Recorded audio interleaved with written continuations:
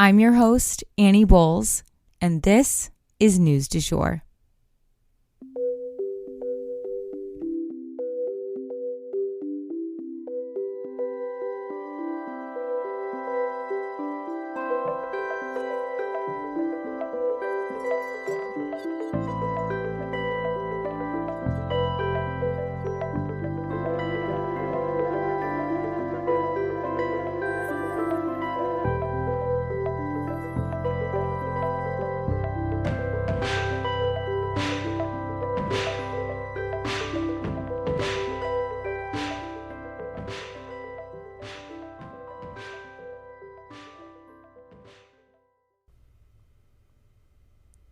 Hey everyone, and welcome back to the News du Jour. Happy Wednesday. We are halfway through the week.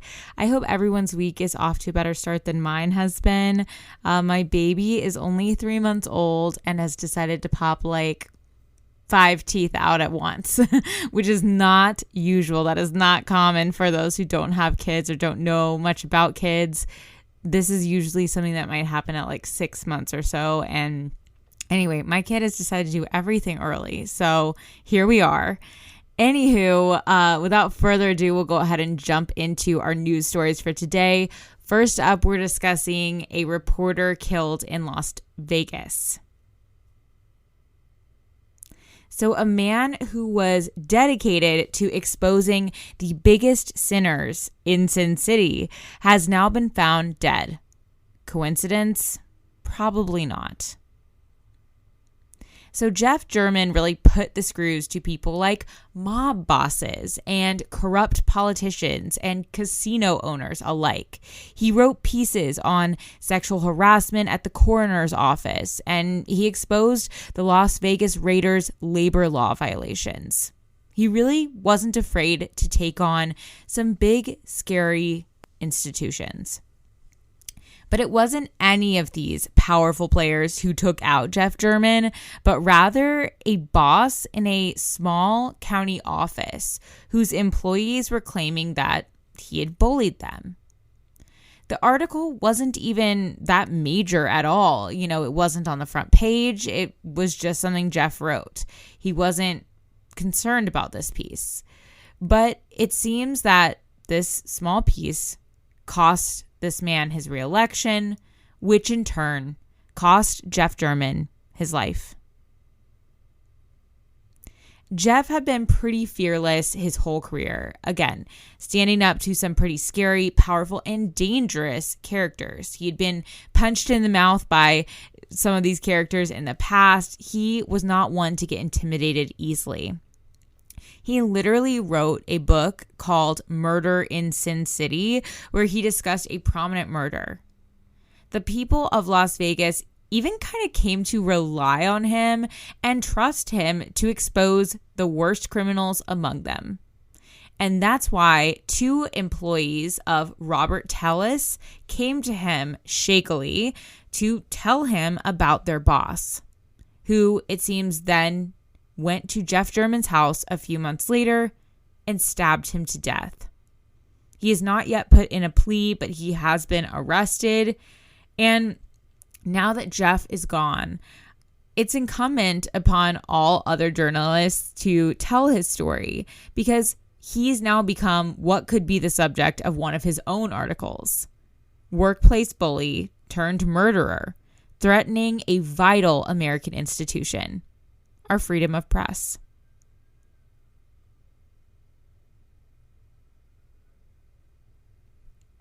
So next up, we're going to walk through some updates to do with Ukraine. So Ukraine kind of did a 1-2 punch, you guys. And this was like kind of fun to see. I don't know if you can use the word fun when describing a war, but they definitely pulled out some interesting tactics that seem to have worked. Ukraine has had more traction in the past week than it has over the past few months, you guys.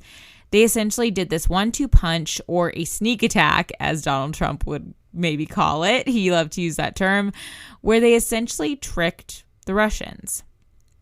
What they did was circulate rumors that they were going to be hitting hard in the south of Ukraine. So Russia, upon hearing these rumors, bulked up its presence in the south and prepared to put up a big fight there.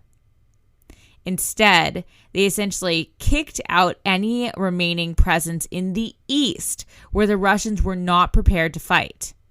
All of their best soldiers and weaponry had gone to the south to supposedly fight there. So when the Ukrainians hit them in the east, they were completely unprepared.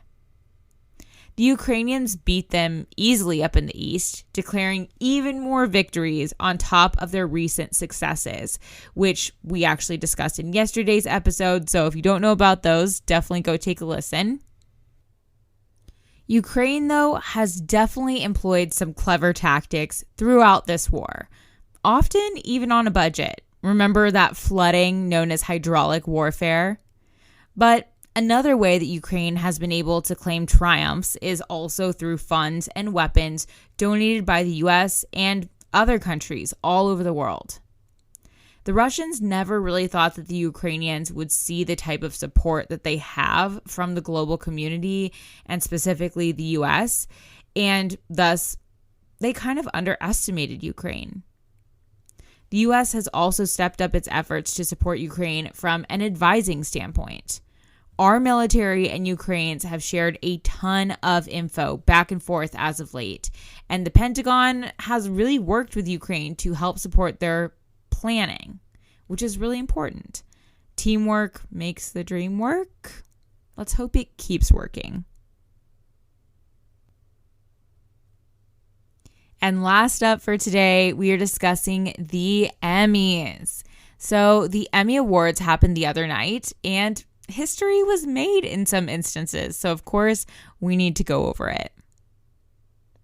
So first up, the most groundbreaking is probably Zendaya, the star of Euphoria. She became the first Black woman actor to win the award for lead actress in a drama series twice. She also now, at the age of 26, is the youngest two-time Emmy winner in history. Brava. Lizzo's Watch Out for the Big Girls also won an Outstanding Competition Program award. Julia Garner won Best Supporting Actress for her role as Ruth in Ozarks. And if you watch that one, you know she damn well deserved it. She nailed that character, rough around the edges, take no shit type of woman, and owned it. She owned that character. Totally deserved that award. Amanda Seyfried also won for her role as the infamous Elizabeth Holmes in The Dropout.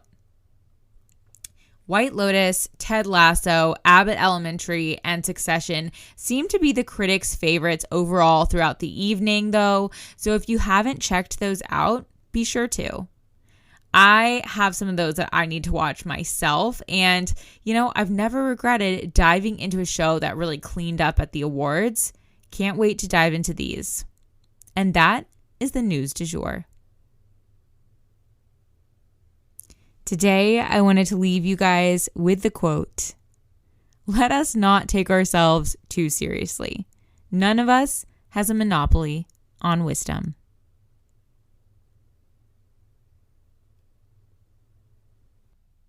If you enjoyed this episode, please consider becoming a patron of our podcast. For $7.99 a month, you can unlock tons of perks like breaking news text messages so that you're never out of the loop. Tons of bonus episodes are already up there ready for you to binge, and a discussion board full of networking opportunities and much more. Go to www.patreon.com/sugarfreemedia today to become a patron. This is the best way to support our show. Our patrons make News du Jour possible.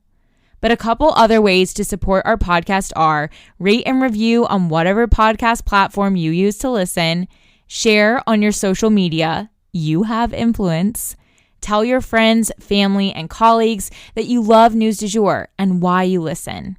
You can also follow us on social media under sugarfreemedia.co on Instagram.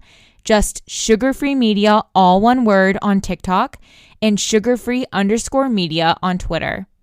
We also have a weekend newsletter called Dreamers Digest that's full of dreamy content recommendations for your weekend and a life update from yours truly. Sign up today on our website, www.sugarfreemedia.co. Our music is by Joey Lavoie and Nicholas Foster. Our cover art is by Hannah Pierce Photography. Our Sugar-Free Media logo is by Catherine Jezik Designs. Any twinkling or little footsteps you might hear in the background are by my dog, Rhett. He's a rescue pup and always records with me. We appreciate you listening and look forward to telling you about the news again next time on News du Jour.